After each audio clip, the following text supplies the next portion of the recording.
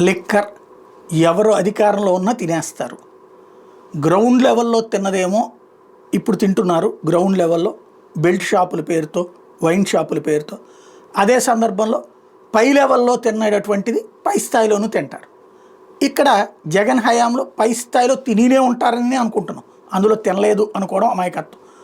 కమిషన్ల లెక్కను తీసుకుంటారు డిస్టిలరీ కంపెనీలు. అయితే డిస్టిలరీ కంపెనీలన్నీ వైఎస్ఆర్ కాంగ్రెస్ పార్టీ నాయకులే తీసుకున్నారు.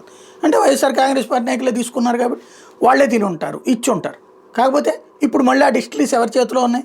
తెలుగుదేశం వాళ్ళకి చేతుల్లో ఉన్నాయి. వీళ్ళకి సంబంధించిన డిస్టిలరీలే వాళ్ళు ఆ టైంలో లీజుకి తీసుకున్నారు, లేదా బెదిరించి తీసుకుని ఉండొచ్చును కూడా. ఇప్పుడు అదే డిస్టిలరీలు మళ్ళీ ఈ ప్రభుత్వానికి మద్యం అమ్ముతున్నాయి. ఇప్పుడు ఆ మద్యం కంపెనీల తప్పు అయితే చర్య తీసుకోవాలి, లేదా లిక్కర్లో కుంభకోణం జరిగితే అరెస్ట్ చేయాలి. ఏదో ఒకటి చేద్దాం అనేటటువంటిది ఒక టీం అయితే వేశారు. కానీ సమస్య ఏంటంటే ఆధారాలు ఏమీ లేవు. ఎవరైనా కంప్లైంట్ ఇవ్వాలా? ఎవరిచ్చారు కంప్లైంట్ అంటే ఎవరో సామాన్యుడితో పెట్టుకునేటటువంటి కాన్సెప్ట్. మిథున్ రెడ్డి నువ్వురా, నువ్వే వచ్చేసేసి మొత్తం చెప్పే, లేకపోతే కసిరెడ్డి నువ్వురా, మొత్తం నువ్వే చెప్పేసేసాయి.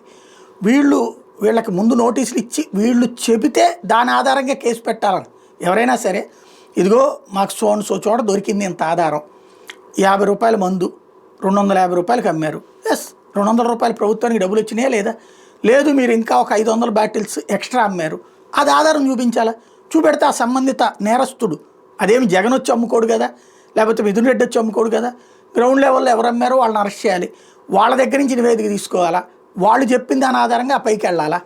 ఇక్కడ ఏమీ జరగట్లే. కాకపోతే పత్రికల్లో, టీవీలో ఏదో జరుగుతుందన్నటువంటి ఒక భ్రమను కల్పించేటటువంటి స్టోరీలు అయితే రాసుకొస్తూ కాస్త దీన్ని అడ్డం పెట్టి వాళ్ళని వీళ్ళని బెదిరించేటటువంటి కార్యక్రమం నడుస్తుంది ఇప్పుడు.